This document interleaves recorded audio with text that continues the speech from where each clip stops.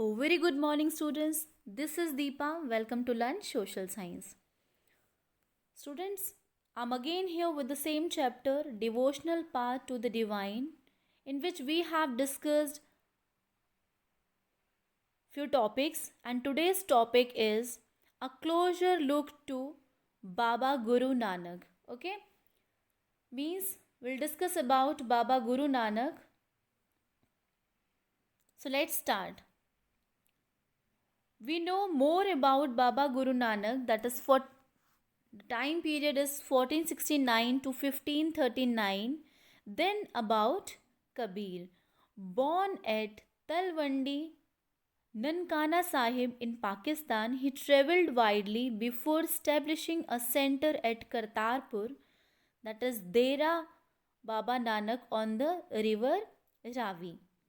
A regular worship that consisted of the singing of his own hymn was established there for his followers. Irrespective of their former creed, caste, or gender, his followers ate together in the kitchen that is known as langar. The sacred space this created by Baba Guru Nanak was known as Dharmasal. It is now known as Guru Dwara. So we'll discuss. देखिए गुरु नानक जी जो हैं उनके बारे में हम कबीर जी की comparison में कुछ ज़्यादा जानते हैं, है ना। उनका टाइम पीरियड था बाबा गुरु नानक सिंह जी का 1469 टू 1539। इनका जन्म जो है बॉर्न हुए थे तलवंडी में ननकाना साहिब, जो कि आजकल ननकाना साहिब है पाकिस्तान में। तलवंडी में इनका जन्म हुआ था। और बाबा गुरु नानक ने करतारपुर जो जगह है ये रावी नदी के तट पर डेरा बाबा नानक नाम से पॉपुलर है, एक केंद्र स्थापित किया, है ना। लेकिन उससे पहले उन्होंने कई जगह यात्राएं कर रखी थी। A regular worship Sahib in Pakistan he travelled widely, ठीक है, बहुत यात्राएं की। उसके बाद एक सेंटर स्टैब्लिश किया करतारपुर में। ओके, एक regular worship that consist of the singing of his own hymn was establish there for his follower. और उन्होंने क्या किया, अपने अनुयायियों के लिए करतारपुर में एक रेगुलर तरीका डेवलप किया जिसमें वो लोग प्रार्थना करते थे, पूजा करते, मतलब एक उपासना करने की पद्धति बनाई जिसमें क्या होता था, उन्हीं के शब्दों में भजनों को गाया जाता था, ठीक है, जैसा कि वो बताते थे। उनके जो अनुयायी थे वो अपने अपने पहले धर्म या जाति अथवा लिंग भेद को नज़रअंदाज कर देते थे और एक मतलब एक तरीके से एक कंबाइन जगह पर एक किचन को यूटिलाइज करते थे, हम कह सकते हैं। उस किचन को हमने नाम दिया लंगर। ओके, वो ये नहीं सोचते थे respective of their former creed, caste और जेंडर। ये नहीं देखते थे कि हम किस लिंग के हैं, किस जाति के हैं, ये नहीं देखते थे। अपने धर्म या जाति को, लिंग भेद को नज़रअंदाज कर देते थे और एक ही जगह खाते पीते थे, वो जगह थी लंगर, ठीक है। इन्होंने एक सेक्रेट स्पेस बनाया क्रिएटेड बाय बाबा गुरु नानक, जिसको उन्होंने नाम दिया धर्मसाल, जिसको आजकल हम गुरुद्वारा के नाम से जानते हैं, जहाँ पर वर्शिप की जाती है, ठीक है ना। तो जो उपासना की जगह थी उसका नाम दिया गुरुद्वारा, और जो किचन थी उनकी उसका नाम दिया लंगर, ठीक है। Here you can see the image students of Guru Nanak ji. इसमें बाबा गुरु नानक जी जो हैं एज अ यंग मैन है, यंग है वो, और उनका एक डिस्कशन चल रहा है होली मैन के साथ, कोई एक व्यक्ति हैं उनके साथ डिस्कशन चल रहा है इनका यहाँ पे। So before his death in 1539, Baba Guru Nanak appointed one of his followers as his successor. His name was Lehna, but he came to be known as Guru Angad, signifying that he was a part of Baba Guru Nanak himself. Guru Angad compiled the composition of Baba Guru Nanak, to which he added his own in a new script known as Gurumukhi. The three successors of Guru Angad also wrote under the name of Nanak and all of their composition were compiled by Guru Arjan in 1604.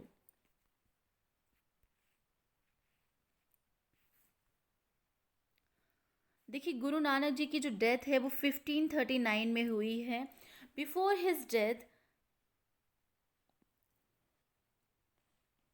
उन्होंने क्या किया, बाबा गुरु नानक ने अपने ही एक उनका जो अनुयायी थे या उनके जो फॉलोअर थे, उनके एक शिष्य को उन्होंने क्या किया, अपना सक्सेसर डिक्लेयर कर दिया. सक्सेसर मीन्स होता है स्टूडेंट्स उत्तराधिकारी, ठीक है ना, यानी कि अपने ही चीज़ों को उसको सौंप दिया.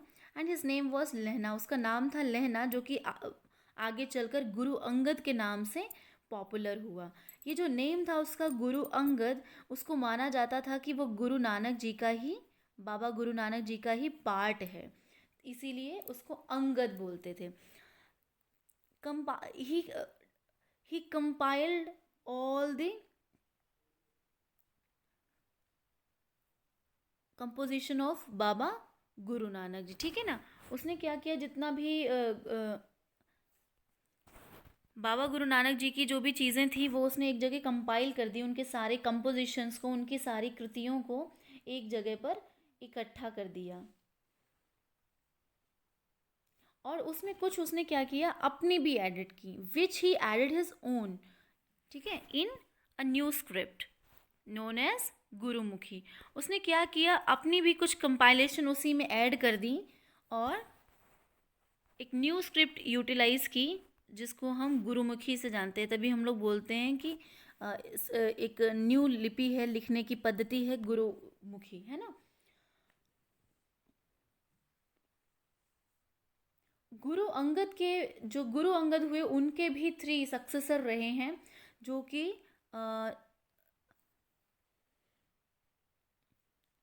उनके मतलब 3 उत्तराधिकारी माने जाते हैं. उन्होंने भी जो अपनी कंपोजिशंस की है, उन्होंने भी जो कंपोजिशंस किए वो नानक जी के ही नाम से ही किए, ठीक है ना. फिर इन सभी बुक को उन्होंने कंपाइल किया, dot under the name of Nanak, and compiled Guru Arjan इन 1604. जिसको क्या किया, 1604 में इनका कंपाइलेशन गुरु अर्जन ने कर दिया. ये जो इनका कंपाइलेशन था, इसको इन्होंने शेख फरीद, संत कबीर, भगवत नामदेव और गुरु तेग बहादुर जैसे कुछ सूफी लोग थे, जैसे कि जो अपनी मतलब टीचिंग्स देते थे, और गुरुओं की वाणी को भी उन्होंने उसमें ऐड कर दिया, ठीक है ना. And in 1706, this compilation was authenticated by Guru Tegh Bahadur's son, successor Guru Gobind Singh, and it is now known as Guru Granth Sahib, the holy scripture of Sikh.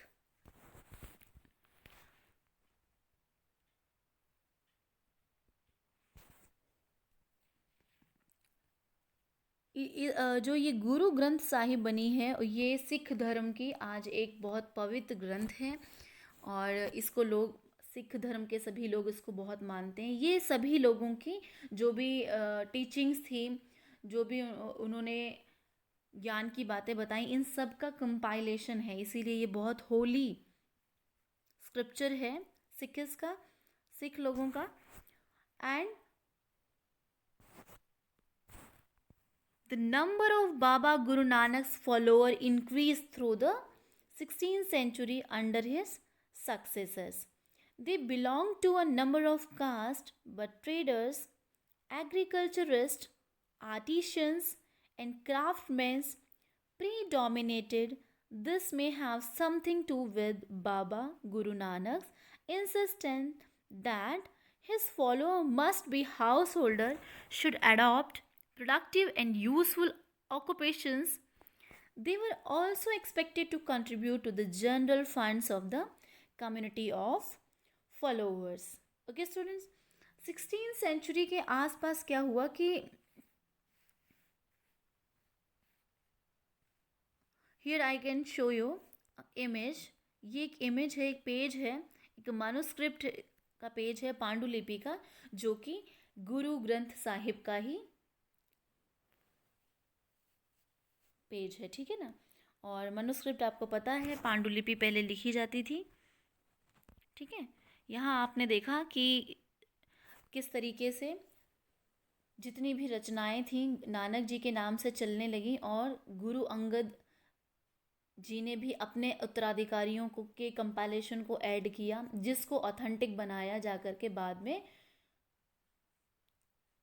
Guru Tegh Bahadur के जो पुत्र और उत्तराधिकारी थे गुरु गोविंद सिंह जी ने, है ना। 16वीं सेंचुरी आते आते क्या हुआ कि बहुत ज़्यादा ही फॉलोअर्स इनके सक्सेसर के इंक्रीज़ होते रहे। 16वीं शताब्दी में बहुत सारे उत्तराधिकारी के नेतृत्व में मतलब फॉलोअर्स इंक्रीज़ होते रहे, और फिर ये जो अनुयायी थे ये किसी एक रिलीजन के नहीं थे, ठीक है ना। ये सभी डिफरेंट डिफरेंट रिलीजन्स के थे, और कहीं ना कहीं ये लोग अपने खुद के किसी काम में भी इन्वॉल्व रहते थे, जो कि पेशेवर थे लोग हम कह सकते हैं। इनके जितने भी अनुयायी थे वो कोई व्यापारी है, कोई एग्रीकल्चरिस्ट है यानी कोई ट्रेडर है, कोई एग्रीकल्चरिस्ट है, कोई आर्टिशियन है, कोई मतलब शिल्पकार है। इसकी वजह ये भी हो सकती है, मतलब जो भी लोग सब किसी न किसी मतलब फैमिली के साथ रह रहे थे, कहीं ना कहीं अर्निंग भी कर रहे थे। इसका क्या रीज़न हो सकता है? अदरवाइज़ हमने पहले देखा जितने भी लोग थे वो बोलते थे कि समाज को ही त्याग दो, अपने परिवार को ही त्याग दो, केवल भगवान के बारे में सोचो। ऐसा इन लोगों ने में क्यों नहीं हुआ? क्योंकि गुरु नानक जी जो थे वो इंसिस्ट करते थे, ठीक है ना। They may have something to do with Baba Guru Nanak's insistence that his follower must be householder and should adopt productive and useful occupations. उन्होंने कहा कि बाबा जी ये कहते थे, इस बात पर बहुत ज़ोर देते थे कि उनके जो भी अनुयायी हैं वो गृहस्थ होने चाहिए और उपयोगी या फिर किसी प्रोडक्टिव वर्क में, मतलब जो यूज़फुल हो, प्रोडक्टिव ऑक्यूपेशन में इन्वॉल्व होने चाहिए, useful occupation. They were also expected to contribute, है ना। वो क्या करते थे, अनुयायियों से ये भी उम्मीद करते थे कि वो नए समुदाय के जो सामान्य कोष वगैरह हैं उनमें योगदान करें, मतलब कहीं पर एक जनरल फंड जो है सामान्य कोष वगैरह उसमें कंट्रीब्यूट भी करें। Okay students, by the beginning of 17th century the town of Ramdaspur Amritsar में है, जो आज अमृतसर में है, had developed around the central gurdwara called Harmandir Sahib, जो कि आज गोल्डन टेम्पल के नाम से पॉपुलर है। It was virtually self governing and modern historians refer to the early 17th century Sikh community as a state within the state. The Mughal Emperor Jahangir looked upon them as a potential threat, and he ordered the execution of Guru Arjan in 1606. The Sikh movement began to get politicized in the 17th century, a development with culminated in the institution of Khalsa by Guru Gobind Singh in 1699. The community of Sikh called Khalsa Panth became a political entity. It's a very important part. Students, you can see here कि ये जो रामदासपुर है, ये जो एक शहर है जिसको आजकल हम अमृतसर बोलते हैं, ठीक है। अमृतसर शहर में ही गोल्डन टेम्पल है ना। इसी सेंट्रल गुरुद्वारे को, ये पहले गुरुद्वारा था, इस सेंट्रल गुरुद्वारे को का नाम था हरमंदर साहिब, जिसको आजकल गोल्डन टेम्पल के नाम से जाना जाता है। ओके स्टूडेंट्स, ये 17th सेंचुरी के आसपास के, मतलब स्टार्टिंग के टाइम पर केंद्रीय गुरुद्वारा एक बनाया इन्होंने, जो कि हरमंदर साहिब था, जिसका आजकल स्वर्ण मंदिर बोलते हैं। और ये इस मंदिर के आसपास रामदासपुर शहर था, जो कि अमृतसर नाम से जाना जाता है, डेवलप होने लगा। एडमिनिस्ट्रेशन का जो था ना, ये कैसा था, सेल्फ गवर्निंग था। It was virtually self governing, and modern historian refers to the early 17th century Sikh community as a state within the state. ठीक है, ये खुद से रन करता था, इसे किसी की मतलब खैरात नहीं मिल रखी थी, किसी की कोई किसी और की वजह से नहीं ये चलता था, ये खुद से चल रहा था, इसलिए हम बोल सकते हैं कि ये स्वायत्त था और सेल्फ गवर्निंग था। तो आधुनिक जो मॉडर्न टाइम के जितने भी हिस्टोरियन हैं, इन्होंने इस युग में कहा कि सिख समुदाय जो था वो एक तरीके का किस टाइप का था, एक state with in the state, यानी कि राज्य के अंतर्गत राज्य माना जाता था। ठीक है, मुगल सम्राट जो थे जहांगीर, वो इस समुदाय को एक मतलब खतरे जैसा फील करते थे, इनको लगता था कि ये पोटेंशियल थ्रेट है, एक खतरा है हमारे लिए। इसलिए इन्होंने क्या किया, गुरु अर्जन जी को 1606 में एग्जीक्यूट कराने का ऑर्डर पास कर दिया।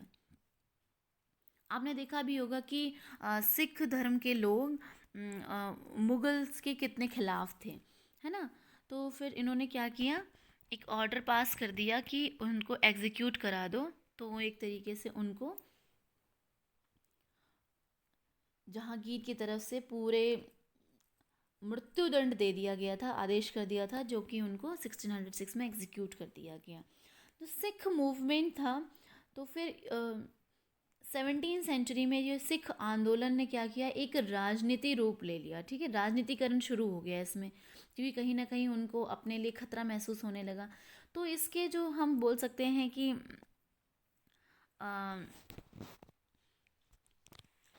बहुत एक परिणाम ये हुआ कि 1699 में गुरु गोविंद सिंह ने एक खालसा संस्था का निर्माण किया। ठीक है ना, उसमें उन्होंने कुछ लोगों को बहुत अच्छे से ट्रेन किया, जिसको उन्होंने खालसा पंथ के नाम से आज हम जानते हैं। सिख समुदाय एक तरीके की, ये फिर क्या, खालसा पंथ एक पॉलिटिकल एंटिटी बनता चला गया। ये कम्युनिटी जो सिख की जो कम्युनिटी थी, एक जो खालसा पंथ के नाम से जानी जाती थी, ये एक पॉलिटिकल एंटिटी बन गई। ठीक है,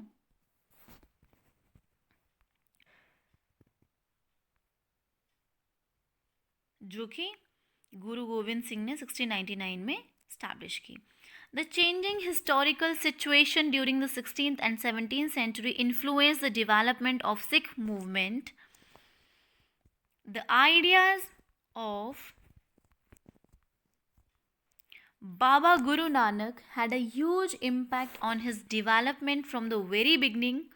He emphasized the importance of the worship of one God. He insisted that caste, creed, or gender was irrelevant for attaining liberation. His idea of liberation was not that of a state of inserted bliss, but rather the pursuit of active life with a strong sense of social commitment. He himself used the terms Nam, Dan, and Snan for the essence of his teaching, which actually meant right worship, welfare of others, and purity of conduct. His teachings are now remembered as Nam Japana, Kirtan Karna, and Vand Chakna. Vand Chakna, which also underline the importance of right belief and worship, honest living, and helping others.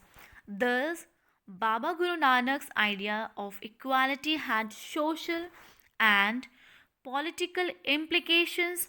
This might part explain the difference between the history of the followers of Baba Guru Nanak and the history of the followers of other religious figures of the medieval centuries like Kabir, Ravidas, and Dadu, whose ideas were very similar to those of Baba Guru Nanak.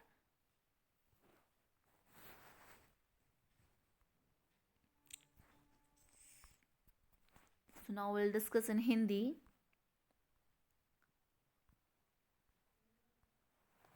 देखिए students, जैसे जैसे changes आए, है ना, during 16वीं century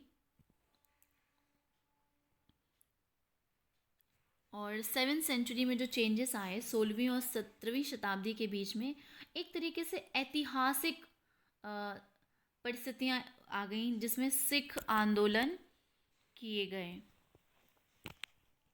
है ना। उसके बाद क्या हुआ कि जो भी शुरू से ही जो बाबा गुरु नानक के विचार थे जो सिख आंदोलन पर बहुत इम्पैक्ट डालते थे, है ना। हमने देखा कि बहुत ज़्यादा इम्पैक्ट था 16वीं और 17वीं शताब्दी में जब ये बदलाव आए, जो ऐतिहासिक परिस्थितियाँ डेवलप की गई। तो इसमें क्या हुआ कि एक सिख आंदोलन पर बहुत भारी इम्पैक्ट पड़ा। गुरु जो कि शुरू से ही मतलब एक तरीके से गुरु नानक जी के विचार उसमें बहुत ज़्यादा प्रभावशाली रहे। इन्होंने एक ईश्वर की उपासना के लिए बोला। वी हैव सीन दैट कि दे taught us to worship of one God, right? He insisted that caste, creed और gender was irrelevant for attaining liberation. इन्होंने कहा कि कास्ट या क्रीड की कोई ज़रूरत नहीं है, इररिलेवेंट है लिबरेशन को अटेंड करने के लिए, ठीक है। इन्होंने आग्रह किया कि कोई भी जाति का व्यक्ति हो या लिंग भेद हो या फिर सल्वेशन प्राप्त करने के लिए ये सब बातें कोई मैटर नहीं करती, भगवान की प्रार्थना करने के लिए ये सब बातें कोई मायने नहीं रखती हैं। Okay, his ideas of liberation was not of the state of insert bliss but rather pursuit of active life, है ना। इन्होंने कहा कि एक तरीके से कोई भी ये जो सेल्वेशन प्राप्त करना है ये एक तरीके का निष्क्रिय आनंद नहीं है ना। ये कैसा आनंद है? एक्टिव आनंद है। यानी कि हम कह सकते हैं कि व्यक्ति जब मुक्ति के लिए प्रयास कर रहा है तो वो निष्क्रिय नहीं रह सकता, उसको सक्रिय जीवन जीना चाहिए। तो उन्होंने कहा कि जो सामाजिक दायित्व हैं हमारे उनको भी हमको अटेन करना चाहिए। Active life with a strong sense of social commitment, कि जो हमारे सोशल कमिटमेंट्स हैं उसको पूरा करते करते जब हम जीते हैं तब हम जा कर के अच्छे से भगवान की प्राप्ति कर सकते हैं। He himself used the terms नाम, दान एंड स्नान। आपने ये सुना भी होगा। और उन्होंने क्या किया, अपने उपदेश में कहा, एक 3 शब्दों का प्रयोग किया जो कि उनकी टीचिंग्स की एक तरीके से जिस्ट था, जिसको हमने बोला नाम, दान एंड स्नान। For the essence of his teaching which actually means right worship, welfare of others and purity of conduct. उन्होंने कहा कि जो नाम, दान और स्नान है उसका मीन क्या था कि नाम से मतलब था कि सही उपासना करना, ठीक है। और दान का मीन्स था कि दूसरों का हमेशा भला करना। और स्नान का मीन था कि हमारे जो विचार हैं ये क्या हो, प्योर हो, पवित्र हो, है ना। Purity of conduct. His teaching are now remembered as नाम जपना, कीर्तन करना एंड वंद छकना। नाम जपना, कीर्तन करना एंड वंद छकना, उनकी यही टीचिंग्स थी कि इन्हीं उपदेशों की वजह से उनको आज भी मतलब लोग याद करते हैं और ये सब चीज़ें लोग फॉलो करते हैं।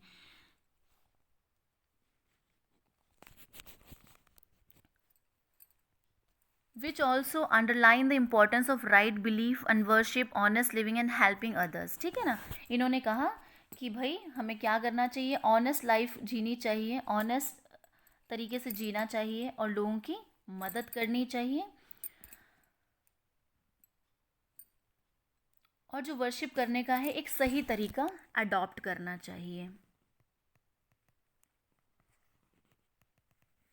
ताकि लोग हम पर क्या कर सकें, उचित विश्वास कर सकें। और उपासना और ईमानदारी से जब हम अपनी लाइफ को जिएंगे तो हमें जो भी रिसोर्सेस हैं हमारे पास उनको हमको क्या करना चाहिए, मिल बांट कर यूज़ करना चाहिए, ठीक है। दस Baba Guru Nanak idea of equality had social and political implications. इस तरीके से इन्होंने कुछ राजनीतिक अपनी इम्प्लीकेशंस भी रखी। उन्होंने बोला कि कोई भी चीज़ है जब हम मिल बांट के खाते हैं, दूसरों की मदद करते हैं, तो ये सब चीज़ें बहुत ज़्यादा पॉपुलर हुई और सामाजिक राजनीतिक विचार इनका लोगों तक पहुंचा। उसके बाद इसी बात से हमें ना बाबा नानक जी जो हैं उनके जो अनुयायी वगैरह हैं उनको आज भी लोग याद करते हैं इतिहास में, है ना। अब उनमें से कुछ फॉलोअर्स कौन कौन से थे? Followers of Baba Gurunath, the history of followers of other religious figure, the medieval history like Kabir, Kabir थे, Ravidas and Dadu, whose idea were very similar to the Guru Nanak. ठीक है, इन सभी के विचार जो थे, जो कबीर जी ने कहा और जो रविदास जी ने कहा और जो दादू जी ने कहा, वो कैसे थे? ऐसे संत थे जो कि सेम ही विचारधारा रखते थे, काफ़ी उनके विचार मिलते जुलते थे। और इतिहास में लोगों ने जो दूसरे रिलीजन को लेकर के जो चीज़ें चल रही थी, उसमें फ़र्क किया लोगों को, मतलब को सही तरीके से वर्शिप करने का क्या तरीका है, ये सब लोगों को सिखा दिया, लोगों को ये सब समझने में बहुत हेल्प किया। ओके, सो हम देख सकते हैं कि कितना अच्छे से मतलब बाबा गुरु नानक जी ने अपने टीचिंग्स को रखा, जिसको आज भी हम सभी लोग फॉलो करते हैं। We all know about the Sikh religions, है ना। Last but not least, there is a block of Martin Luther and the Reformation, in which we learn about Martin Luther, और जो एक तरीके से रिफॉर्मेशन हुए, यानी कि जो धर्म सुधार आंदोलन रहे वो। ठीक है, the 16th century was a time of religious ferment in Europe as well. One of the most important leaders of changes that took place within Christianity was Martin Luther. The time period is 1483 to 1546. Uh, Luther felt that several practices in Roman Catholic Church went against the teaching of his Bible. He encouraged the use of language of ordinary people rather than Latin and translated the Bible into German. Luther was strongly opposed to the practice of indulgence of making donations to the church so as to gain forgiveness from sins. His writings were widely disseminated with the growing use of the printing press. Many Protestant Christians sects trace their origins to the teaching of Luther. ये एक title page है जो कि German Bible से which is translated bye Martin Luther. ठीक है ना, एक तरीके से हम बोल सकते हैं मार्टिन लूथर ने जो द्वारा लिखा गया जर्मन भाषा में ट्रांसलेटेड एक पेज है बाइबल का। ठीक है, देख सकते हैं आप यहाँ पे on the page number 119 figure 12। इसमें क्या कहा गया है students, let's see.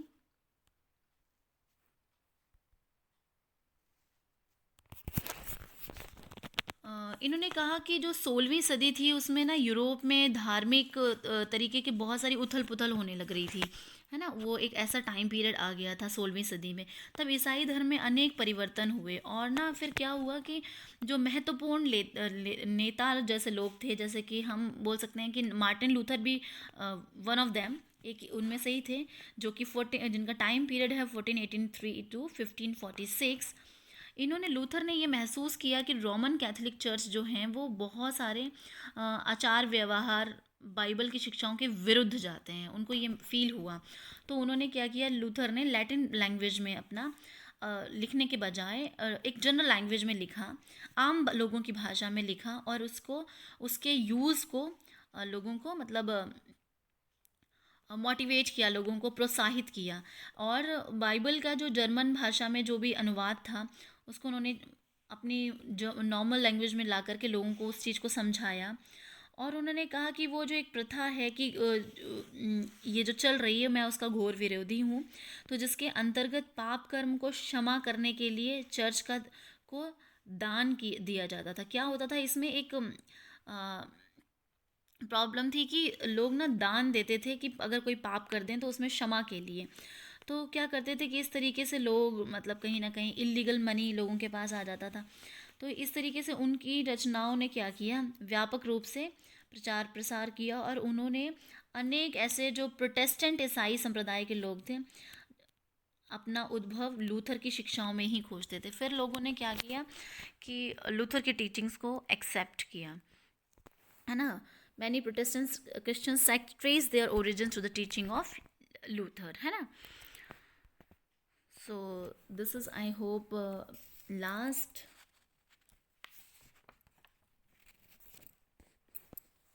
so thank you students, thank you for listening.